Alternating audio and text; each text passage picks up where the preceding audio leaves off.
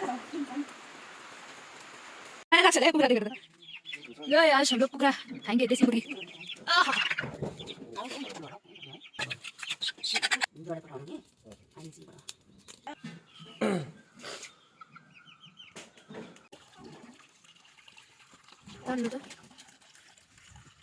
जी थोड़ा उसे निकाल लो।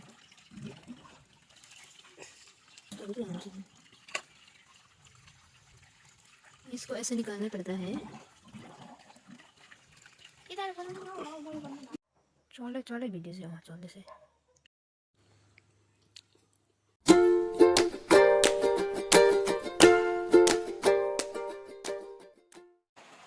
Hello everyone, welcome to my channel. अगर आप मेरे चैनल पे नए हैं तो वीडियो को लाइक सब्सक्राइब करना मत भूलिएगा, क्योंकि आपका एक सपोर्ट मेरे लिए बहुत ज़्यादा मायने रखता है। सो वीडियो ऑलरेडी शुरू हो चुका है गाइस, और आज सुबह सुबह उठे तो बाहर में ओ माय गॉड बारिश हो रहा था और सोने का मन कर रहा था। और अभी बज रहा है 8, और फिर सुबह उठे और दूध भी आ चुका था, और फिर मैंने दूध को उबाला, और उबालने के बाद फिर मैंने भास्कर दा को दिया, क्योंकि उसको ठंड लग रहा था बहुत ज़्यादा। हल्दी और दूध दिया, क्योंकि एक हफ्ता से उसको ये जुकाम हो रहा था वेदर चेंज होने के कारण से।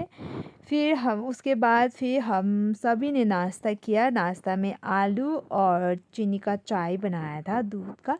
सो वही बातें करते करते हम सभी ने नाश्ता किया, और यहाँ पे मम्मी भी खा रही है, देखिए।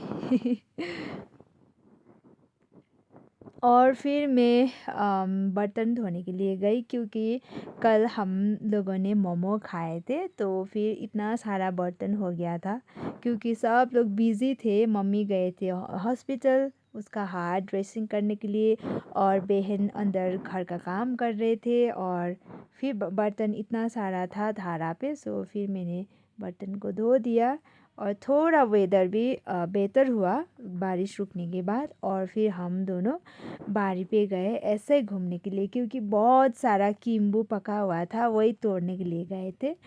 और उसके बाद फिर वापस आ गए, और बड़ा को फिर मुर्गी काट देने के लिए बोले। बड़ा ने मुर्गी काट दिया, और फिर यहाँ पे देखिए चूल्हे में बनाया, क्योंकि भास्कर दा को ठंड जुकाम बहुत ज़्यादा था, तो इसीलिए फिर मम्मी ने बोला देसी मुर्गी अच्छा से बना के खिलाएंगे बोला। तो फिर उसके बाद फिर मैं सूप बनाने के लिए, झोल के लिए यहाँ पे मैं सोप लेने के लिए फिर से बारी पे आई। वैसे तो ऑलरेडी ये पूरा अभी तो सीज़न डाउन हो चुका है इसका, फिर भी वो पत्ता पत्ता अलग अलग करके मैंने टीप के निकाल के लाए। और फिर भाई भी ट्यूशन से आ चुका है, क्योंकि आज संडे था तो स्कूल नहीं था भाई का। और यहाँ पे देखिए हमारा झोल मुर्गी देसी मुर्गी रेडी हो चुका है, और खाना भी खाया। खाने के बाद फिर यहाँ पे दूसरा चीज़ भी ला दिया था, कल शाम को ला दिया था अंकल भैया लोग।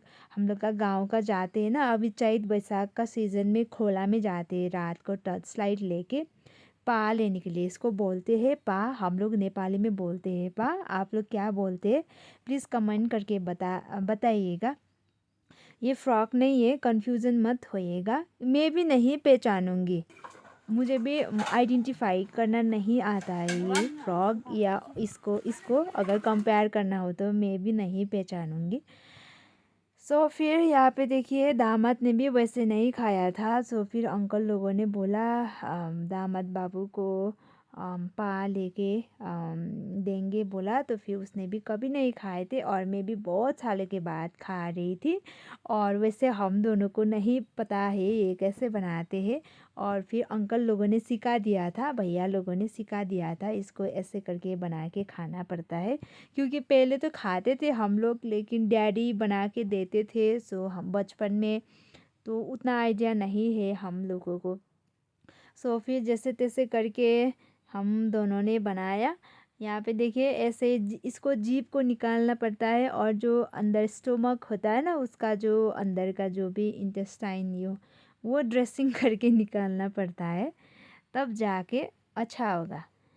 वरना फिर ये 2-3 दिन रखने से फिर वो स्मेल आएगा, बैड स्मेल होगा। सो इसीलिए हम वैसे तो हम लोगों ने इसको उसी टाइम में खा दिया था।